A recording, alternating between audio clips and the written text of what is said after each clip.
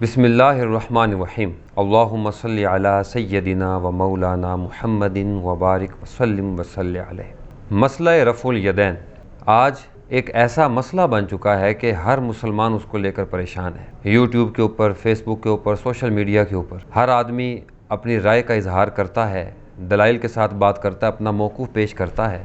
کیا یہ مسئلہ رفع الیدین ایسا سنگین مسئلہ ہے کہ 1400 سال گزرنے کے بعد بھی حل نہیں ہو سک رہا؟ کیا حضور علیہ الصلوۃ والتسلیم کی امت میں کوئی بھی عالم، کوئی بھی مجاہد، مفسر ایسا نہیں ہے کہ جو اس مسئلہ کو حل کر دے؟ یہ مسئلہ رفع الیدین ہے کیا؟ انشاءاللہ تعالیٰ اس مختصر مگر جامع کلپ کے اندر اس کی تمام اشیاء کو، تمام مباحث کو آپ کے سامنے میں پیش کروں گا کہ وہ لوگ جو رفع الیدین کرتے ہیں وہ کس بنیاد پر کرتے ہیں، اور جو رفع الیدین نہیں کرتے اس کی کیا وجہ ہے وہ رفع الیدین نہیں کر رہے۔ اگر آپ اعداد و شمار کو دیکھیں تو اس وقت حضور علیہ الصلوۃ والتسلیم کی امت کی اکثریت بغیر رفع الیدین کے نماز پڑھتی ہے۔ تقریباً 60 سے 70% لوگ بغیر رفع الیدین کے نماز پڑھتے ہیں، اور ان کے مقابلے میں اگر آپ اعداد و شمار پاکستان کے دیکھیں تو تقریباً 90% پاکستانی بغیر رفع الیدین کے نماز پڑھتے ہیں۔ جو رفع الیدین کے ساتھ نماز پڑھتے ہیں ان میں اہل حدیث ہیں، اہل تشیع اور مختلف سیکٹس ہیں جو کہ رفع الیدین کرتے ہیں۔ آئیے دیکھتے ہیں کہ وہ کیا وجہ ہے کہ وہ کن دلائل کی بنیاد پر رفع الیدین کو کرتے ہیں۔ سب سے پہلے بخاری شریف کی حدیث نمبر 735، 736، 737، 38 اور 39 صحیح الاسناد احادیث ہیں کہ جن کو بنیاد بنا کر رفع الیدین کیا جاتا ہے۔ ان میں سے 735، 36، 38 اور 39 یہ حضرت عبداللہ ابن عمر رضی اللہ تعالی عنہ سے مروی، جبکہ 737 حدیث نمبر یہ حضرت مالک بن حویرث رضی اللہ تعالی عنہ سے مروی ہے۔ ساری حدیث تو بیان نہیں کرتا، اس کا مفہوم میں آپ کو پیش کر دیتا ہوں۔ حضرت عبداللہ ابن عمر رضی اللہ تعالی عنہ، بخاری شریف حدیث نمبر 736، آپ فرماتے ہیں کہ حضور علیہ الصلوۃ والتسلیم جب نماز پڑھتے، تکبیر تحریمہ فرماتے تو اپنے ہاتھوں کو بلند کرتے تھے۔ پھر جب حضور علیہ الصلوۃ والتسلیم رکوع میں تشریف لے جاتے، تکبیر کہتے اور ہاتھوں کو بلند فرماتے، اور جب رکوع سے اٹھتے تھے تو تکبیر فرماتے اور ہاتھوں کو بلند فرمایا کرتے۔ یہ بنیادی طور پر یہ وہ حدیث ہے کہ جس کو بنیاد بنا کر رفع الیدین کیا جاتا ہے۔ اسی طرح سے ابو داؤد کے اندر حدیث نمبر 721، 22، 23، 729، 744 حدیث، 21 اور 22 یہ حضرت عبداللہ ابن عمر سے مروی ہے، 29 نمبر جو ہے وہ حضرت وائل بن حجر سے مروی ہے، اور 744 حدیث نمبر یہ حضرت مولا کائنات علی المرتضیٰ سے مروی ہے۔ اسی حدیث کا مفہوم میں آپ کے سامنے پیش کر دیتا ہوں کہ مولا کائنات حضرت علی المرتضیٰ رضی اللہ تعالی عنہ آپ فرماتے ہیں کہ رسول اکرم صلی اللہ علیہ وبارک وسلم جب تکبیر تحریمہ کہتے، ہاتھوں کو بلند فرماتے، رکوع میں جاتے ہوئے اور رکوع سے اٹھ کر آپ ہاتھوں کو بلند فرمایا کرتے۔ یہ وہ حدیث ہے جس کو بنیاد بنایا جاتا۔ اس کے علاوہ سنن ابن ماجہ کی حدیث نمبر 858، 859، 862، 864 اور 66 یہ وہ احادیث ہیں جن کو بنیاد بنا کر رفع الیدین کیا جاتا ہے۔ 858 جو حدیث ہے وہ حضرت عبداللہ ابن عمر سے ہے، 859 مالک بن حویرث سے ہے، 862 ابو حمید الساعدی سے ہے، 864 علی المرتضیٰ رضی اللہ تعالی عنہ، 866 حضرت انس بن مالک سے مروی ہے۔ یہی میں حدیث آپ کے سامنے پیش کر دیتا ہوں۔ ان انس ان رسول اللہ صلی اللہ علیہ وسلم کان یرفع یدیہ اذا دخل فی الصلاۃ و اذا رکع، صحیح حدیث ہے، صریح حدیث ہے۔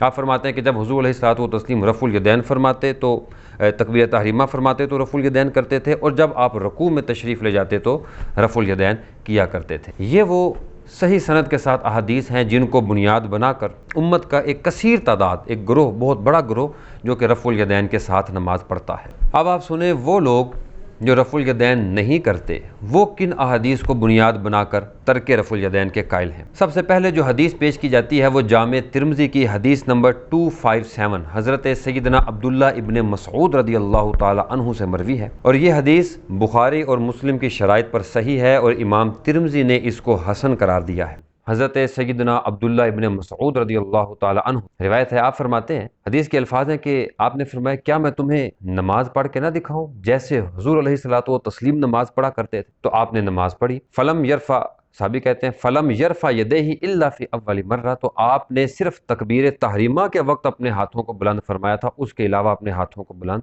نہیں فرمایا۔ یہ وہ بنیادی طور پر حدیث مبارکہ جس کو بنیاد بنایا جاتا ہے۔ اس کے علاوہ سنن ابی داؤد کی حدیث نمبر 748 اور 753، 748 حدیث نمبر حضرت عبداللہ ابن مسعود سے، انہی مفہوم کے ساتھ، الفاظ کے ساتھ حدیث ہے، الفاظ بدل جاتے ہیں، مفہوم یہی ہے۔ 753 نمبر حدیث مبارکہ حضرت سیدنا ابو ہریرہ رضی اللہ تعالی عنہ سے، آپ فرماتے ہیں کان رسول اللہ صلی اللہ علیہ وسلم اذا دخل فی الصلاۃ رفع یدیہ مضاء، جب حضور علیہ الصلوۃ والتسلیم نماز میں داخل ہوتے، تشریف لے جاتے تو اپنے ہاتھوں کو بلند فرماتے۔ اب یہاں پر رکوع میں نہ تو رفع الیدین کو کرنے کا ذکر ہے، نہ ہی نہ کرنے کا ذکر ہے، لیکن امام ابو داؤد اس حدیث کو کس باب میں لے کے آئے؟ رفع الیدین نہ کرنے کے باب میں، جس سے پتہ یہ چلتا ہے کہ امام ابو داؤد ثابت کر رہے کہ یہاں سے رفع الیدین کا جواز نہیں ثابت ہوتا۔ تیسری جو حدیث کی کتاب ہے سنن نسائی، حدیث نمبر 1026 اور 1058، 1058، یہ دونوں حضرت عبداللہ ابن مسعود سے صحیح سند کے ساتھ مروی ہیں، جس کے اندر الفاظ وہی ہیں کہ حضرت عبداللہ ابن مسعود نے نماز پڑھ کر دکھائی، رفع الیدین صرف تکبیر تحریمہ کے وقت کیا، باقی نہیں کیا، اور فرمایا یہ نبی علیہ الصلوۃ والتسلیم کی نماز ہے۔ یہ ہے صحاح کی وہ احادیث جن کو بنیاد بنا کر لوگ اور امت کی اکثریت رفع الیدین نہیں کرتی۔ اس کے علاوہ مسند احمد بن حنبل، امام احمد بن حنبل المتوفی 241 ہجری، آپ اپنی کتاب مسند کے اندر، اور یہ کون ہے؟ یہ امام بخاری کے استاد ہیں، اور امام بخاری نے کئی ایک احادیث پر آپ پر اعتماد کیا اور آپ سے روایت۔ آپ اپنی مسند کے اندر حدیث نمبر 3681 اور حدیث نمبر 22906 عدم رفع الیدین یہاں سے ثابت ہوتا۔ حدیث نمبر 3681 حضرت عبداللہ بن مسعود سے مروی ہے، وہی الفاظ ہیں، وہی مفہوم ہے جو پہلے ذکر ہو گیا۔ 22906 جو حدیث ہے، یہ اس کا میں آپ کو خلاصہ پیش کر دیتا ہوں۔ حضرت ابو مالک اشعری رضی اللہ تعالی عنہ حضور علیہ الصلوۃ والتسلیم کے بڑے جلیل القدر صحابی ہیں۔ حضور کے پردہ فرمانے کے بعد آپ نے اپنے اہل علاقہ کو جمع فرمایا، یا معشر الاشعریین، اے اشعرین کے گروہ جمع ہو جاؤ۔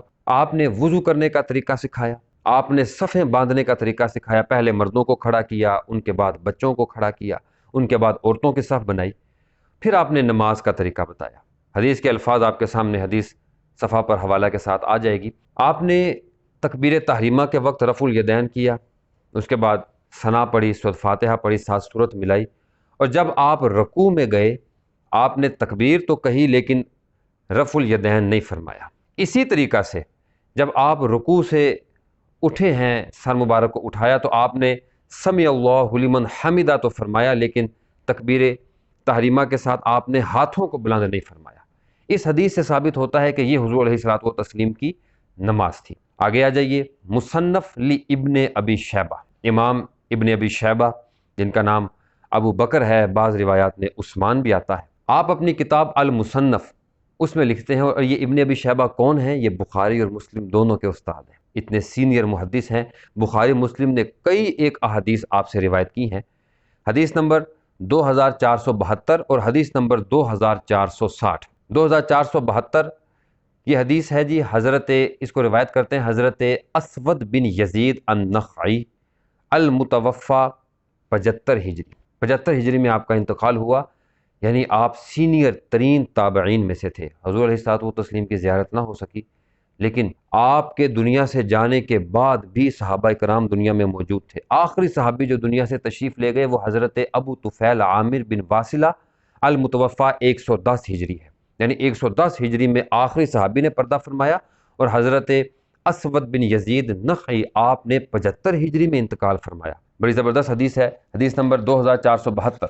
آپ فرماتے ہیں کہ میں نے حضرت عمر فاروق رضی اللہ تعالی عنہ کے پیچھے نماز پڑھی، اور آپ صرف تکبیر تحریمہ میں ہاتھ کو بلند فرماتے تھے، اس کے علاوہ نماز میں ہاتھوں کو بلند نہیں فرمایا کرتے تھے۔ یہ وہ حدیث ہے جس کو بنیاد بنایا جاتا ہے۔ اس کے علاوہ حدیث نمبر 2460، حضرت مولا کائنات سیدنا علی المرتضیٰ رضی اللہ تعالی عنہ، حضرت عاصم بن کلیب آپ سے روایت کرتے ہیں کہ ان علی کان یرفع یدیہ اذا افتتح الصلاۃ، کہ حضرت مولا کائنات علی المرتضیٰ صرف تکبیر تحریمہ کے وقت ہاتھوں کو بلند فرمایا کرتے تھے، اس کے علاوہ نماز میں ہاتھ کو بلند نہیں فرماتے تھے۔ صحیح سند کے ساتھ حدیث ہے۔ امام دارقطنی المتوفی 385 ہجری، آپ اپنی کتاب دارقطنی کے اندر حدیث نمبر 1132 اور حدیث نمبر 1133 کے اندر صحیح حدیث ہے، بیان فرماتے ہیں حضرت برہ بن عازب رضی اللہ تعالی عنہ، حدیث نمبر 1132۔ حضرت برہ بن عازب فرماتے ہیں کہ میں نے نبی اکرم صلی اللہ علیہ وآلہ وسلم کو نماز پڑھتے ہوئے دیکھا، آپ صرف تکبیر تحریمہ کے وقت ہاتھوں کو بلند فرماتے تھے، اس کے علاوہ آپ ہاتھ کو بلند نہیں فرماتے تھے۔ حدیث نمبر 1133 حضرت سیدنا عبداللہ ابن مسعود رضی اللہ تعالیٰ عنہ کی حدیث ہے، صحیح سند کے ساتھ ہے۔ آپ فرماتے ہیں کہ میں نے حضور علیہ الصلوۃ والتسلیم کو بھی دیکھا، حضرت ابو بکر صدیق کو بھی دیکھا، حضرت عمر فاروق کو بھی نماز پڑھتے ہوئے دیکھا۔ یہ تینوں حضرات صرف تکبیر تحریمہ کے وقت ہاتھ کو بلند فرماتے تھے، اس کے علاوہ ہاتھ کو بلند نہیں فرماتے تھے۔ بنیادی طور پر یہ وہ احادیث ہیں کہ جن کو بنیاد بنا کر امت کی اکثریت رفع الیدین کی قائل نہیں ہے اور صرف تکبیر تحریمہ میں رفع الیدین کرتے ہیں، اس کے علاوہ رفع الیدین نہیں کرتے ہیں۔ اب بہت سے لوگ اپنے معاملات اس طرح سے پیش کرتے ہیں کہ دیکھیں 4 بڑے فقہ کے امام ہیں، جن میں سے 3 امام رفع الیدین کے قائل ہیں، ایک امام ابو حنیفہ وہ رفع الیدین کے قائل نہیں ہیں۔ تو یہ بات درست نہیں ہے۔ امام مالک جنہوں نے حدیث کی سب سے پہلی کتاب لکھی الموطا امام مالک، وہ بھی رفع الیدین کے قائل نہیں تھے۔ ان پر یہ الزام لگایا جاتا ہے کہ آپ رفع الیدین کے قائل تھے، اور دلیل یہ دی جاتی ہے کہ دیکھیں موطا کے اندر انہوں نے رفع الیدین کی احادیث کو پیش کیا ہے، اور امام مالک کا طریقہ یہ ہوتا تھا کہ جن احادیث کو اپنی موطا میں انہوں نے ذکر کیا، عمل بھی انہی پر کیا کرتے تھے، لیکن رفع الیدین کے معاملہ میں ان کا یہ معاملہ نہیں تھا، ان کا یہ طریقہ کار نہیں تھا۔ آپ دیکھیں موطا امام مالک کی شرح لکھی گئی ہے التمہید، حافظ علامہ ابن عبد البر القرطبی، جلد نمبر 9 صفحہ نمبر 212 کے اندر یہی الفاظ جو بھی میں آپ کو پیش کروں گا۔ فقہ مالکی کی سب سے بڑی کتاب سند کی حیثیت رکھتی ہے المدونۃ الکبریٰ، امام مالک کے جو فتاوی ہیں ان کے اوپر یہ کتاب لکھی گئی، جلد نمبر 1 صفحہ نمبر 165 اور 166۔ آپ کے شاگرد ہیں حضرت عبد الرحمن بن القاسم، المتوفی 191 ہجری۔ اچھا ذرا یہ دیکھیں، ابن القاسم امام مالک کے شاگرد ہیں، آپ فوت ہوئے 191 ہجری میں، خود بھی محدث ہیں، محدث کے شاگرد ہیں، اور امام بخاری پیدا ہوئے ہیں 194 ہجری میں۔ ان کے فوت ہو جانے کے، دین کی اتنی خدمت کرنے کے بعد 3 سال بعد امام بخاری کی ولادت ہوئی۔ آپ المدونۃ الکبریٰ کے اندر امام مالک کا عمل لکھتے ہیں اور فرماتے ہیں کہ امام مالک رحمۃ اللہ تعالی علیہ سوائے تکبیر تحریمہ کے نماز کے اندر ہاتھوں کو بلند فرمانا یا بلند کرنا اس کو ضعیف سمجھتے تھے، صریح الفاظ کے ساتھ۔ اور دلچسپ بات یہ ہے کہ اس کے نیچے وہ حضرت عبداللہ ابن مسعود کی حدیث کو بھی لے کر آئے، حضرت برہ بن عازب رضی اللہ تعالی عنہ ان کی حدیث کو بھی لے کے آئے، اور مولا کائنات علی المرتضیٰ کی حدیث کو بھی پیش کرتے ہیں کہ دیکھیں ان احادیث کی وجہ سے امام مالک تکبیر تحریمہ کے علاوہ نماز میں رفع الیدین کرنے کو ضعیف سمجھا کرتے تھے۔ اس کے علاوہ ایک کتاب ہے تفسیر ابن عباس، حضرت عبداللہ بن عباس حضور کے صحابی ہیں، آپ کے شاگرد نے آپ کے اقوال پر موجود ایک ذخیرہ لکھا ہے قرآن مجید کی تفسیر کا، تفسیر ابن عباس، تفسیر ابن عباس جلد نمبر 1 صفحہ نمبر 212، سورۃ المؤمنون آیت نمبر 2۔ اللہ رب العزت نے فرمایا الذین ھم فی صلاتہم خاشعون، وہ لوگ جو اپنی نماز کے اندر خشوع و خضوع کرتے ہیں۔ اس کی تفسیر کے اندر حضرت سیدنا عبداللہ ابن عباس فرماتے ہیں کہ خاشعون سے کون لوگ مراد ہیں؟ لا یلتفتون یمینا ولا شمالا، نہ وہ دائیں متوجہ ہوتے نہ وہ بائیں متوجہ ہوتے، ولا یرفعون ایدیہم فی الصلاۃ، نہ ہی اپنے ہاتھوں کو نماز میں بلند کیا کرتے تھے، یعنی خشوع اس چیز میں ہے۔ یہ حضرت عبداللہ ابن عباس تفسیر ابن عباس کے اندر حوالے کے ساتھ آپ کو پیش کر دیا۔ اب بنیادی طور پر یہ وہ احادیث ہیں، دونوں طرح کی حدیث میں نے آپ کو پیش کر دی، رفع الیدین کرنے والی بھی اور رفع الیدین نہ کرنے والی بھی۔ امت کا ایک بہت بڑا حصہ رفع الیدین کا قائل اور امت کا ایک بہت بڑا حصہ رفع الیدین نہ کرنے کا قائل ہے۔ اگر آج آپ کسی مسلمان کو غلط کہتے ہیں کہ تو رفع الیدین کرتا ہے یا تو رفع الیدین نہیں کرتا، تو بات صرف اس مسلمان تک نہیں رہتی، بات بہت اوپر تک جاتی، بات حضور کے اصحاب کی نماز پر جاتی ہے۔ تو کیا اگر جو رفع الیدین کے ساتھ نماز پڑھتے ہیں وہ غلط ہے تو ان کے علاوہ آپ اوپر تک جا کر دیکھیں، پھر کیا سارے ہی غلط ہو گئے؟ اور وہ جو رفع الیدین کے ساتھ نماز پڑھتے ہیں اگر وہ غلط ہے تو کیا سارے ہی غلط ہو گئے؟ ایسا نہیں ہے۔ آپ ذرا ناموں کو سماعت فرمائیں، وہ لوگ جو رفع الیدین کے قائل ہیں، حضرت عبداللہ ابن عمر، حضرت مالک بن حویرث، حضرت وائل بن حجر، حضرت مولا کائنات علی المرتضیٰ، ان کی ایک حدیث روایت ہے رفع الیدین کرنے کی اور دوسری روایت ہے نہ کرنے کی۔ حضرت ابو حمید سعدی رفع الیدین کے قائل ہیں، حضرت انس بن مالک، اگر آپ محدثین میں دیکھ لیں، صحاح کے 6 بڑے امام، امام بخاری، امام مسلم، امام ترمذی، نسائی، ابو داؤد، ابن ماجہ، یہ تمام کے تمام رفع الیدین کے قائل تھے۔ اگر آپ فقہا میں دیکھیں تو امام شافعی، امام احمد بن حنبل یہ رفع الیدین کے قائل ہیں۔ اگر ہم رفع الیدین کرنے والے کی نماز کو غلط کہتے ہیں تو ہم ان سب کی نماز کو غلط کہتے ہیں، اور وہ لوگ جو کہتے ہیں کہ رفع الیدین نہ کرنے والے کی نماز غلط ہے، وہ سنت سے ہٹ کے ہے، تو آئیں ذرا سنیں کہ کون لوگ رفع الیدین نہیں کرتے تھے۔ حضرت سیدنا ابو بکر صدیق، جیسا کہ آپ کو احادیث سے ثابت کر دیا، حضرت عمر فاروق، مولا کائنات علی المرتضیٰ، حضرت عبداللہ ابن مسعود، حضرت عبداللہ ابن عباس، حضرت ابو ہریرہ، حضرت ابو مالک اشعری، حضرت برہ بن عازب، اور اگر آپ محدثین و فقہا میں دیکھیں تو امام ابو حنیفہ، امام محمد، امام ابو یوسف، امام مالک، یہ بڑے بڑے نام رفع الیدین نہ کرنے کے قائل تھے۔ اب آپ کس کو صحیح کہیں، کس کو غلط کہیں؟ میرا اس کے اندر ایک موقف اور نظریہ ہے جو میں آپ کے سامنے پیش کرتا ہوں۔ اگر مقصد حاصل ہو جائے، راستہ جون سا بھی اپنا لیا جائے، وہ راستہ قابل قبول ہوتا ہے۔ اگر آپ نماز کے اندر جو اصل نماز کا مقصد ہے اس کو حاصل کر لیتے ہیں، چاہے آپ رفع الیدین کریں یا نہ کریں، جلسہ استراحت کریں یا نہ کریں، چاہے آپ قیام طویل کریں یا کم کریں، اگر اصل مقصد حاصل ہو رہا تو اللہ رب العزت آپ کی نماز کو قبول کر لیتا ہے، بھلے طریقہ کوئی سا بھی ہو جائے۔ اور اس کی میں آپ کو دلیل پیش کرتا ہوں۔ صحابی روایت کرتے ہیں کہ غزوہ خندق کے بعد حضور علیہ الصلوۃ والتسلیم نے فوری طور پر مسلمانوں کو حکم دیا کہ بنو قریظہ چلے، جہاد کرنا ہے، جنگ ہے یہودیوں کے ساتھ میں حضور نے تنبیہ فرمائی کہ نماز بنو قریظہ میں جا کر پڑھنی ہے۔ اب مسلمان چل پڑے، جو جس حالت میں تھا نکل پڑا۔ روایت میں آتا ہے کہ راستے کے اندر 2 گروہ مسلمانوں کے بن گئے۔ ایک گروہ یہ کہتا تھا کہ ہماری عصر کی نماز قضا ہو جائے گی، ہم راستے میں پڑھ لیتے ہیں، اور جو حضور نے فرمایا ہے کہ عصر کی نماز بنو قریظہ میں جا کر پڑھنی ہے، مقصد یہ ہے کہ وہاں پر جلدی پہنچنا ہے، اندھیرا نہ ہو۔ دوسرے گروہ نے کہا کہ نہیں، حضور نے فرمایا ہے کہ نماز آپ نے بنو قریظہ میں جا کر پڑھنی ہے تو ہم وہیں پر جا کر پڑھیں گے۔ آدھے مسلمانوں نے نماز راستے میں پڑھ لی، آدھے مسلمانوں نے نماز بنو قریظہ میں جا کر پڑھی، اور دلچسپ بات یہ ہے کہ دونوں مسلمانوں کا جو گروہ ہیں وہ وقت پر بنو قریظہ پہنچ گئے۔ اب جب حضور کے سامنے یہ مقدمہ رکھا گیا، یہ بات پیش کی گئی، تو حضور نے کسی کی سرزنش نہیں فرمائی، حضور نے کسی کو غلط نہیں فرمایا، حضور نے فرمایا دونوں گروہ اپنی اپنی جگہ پر درست۔ اب اس حدیث کو بنیاد بنا کر میں آپ کے سامنے یہ مسئلہ رفع الیدین کو پیش کرتا ہوں۔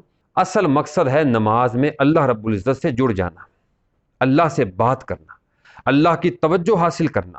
اگر نماز میں اللہ کی توجہ حاصل ہو جائے، بھلے آپ رفع الیدین کرتے ہوں یا نہ کرتے ہوں، میرا ذوق اور عقیدہ یہ کہتا ہے کہ اللہ کے ہاں آپ کی نماز مقبول و منظور ہو۔ لیکن اگر آپ نماز کا اصل مقصد حاصل نہیں کر پاتے، جو نماز ہمیں پیغام دے رہی ہے وہ حاصل نہیں کر پاتے، تو بے شک آپ رفع الیدین کے ساتھ پڑھیں یا بغیر رفع الیدین کے پڑھیں، اگر آپ کی نماز ہی قبول نہیں ہے تو آپ کے عمل کا کیا فائدہ۔ یہاں پر ایک آخر میں چھوٹی سی بات، لوجک کی بات آپ کے سامنے کرنا چاہتا ہوں۔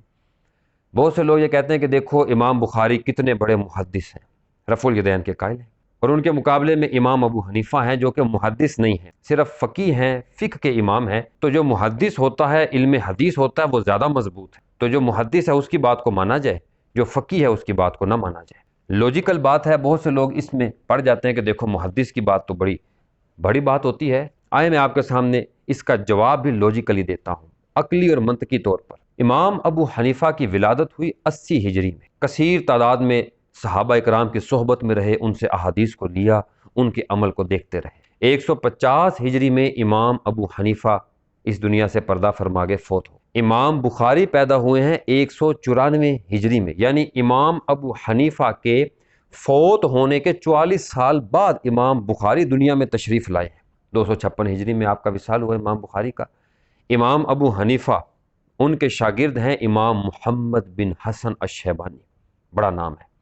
امام محمد کے شاگرد ہیں امام شافعی، ایک پورا فقہ ہے، مسلک ہے اس کے اوپر۔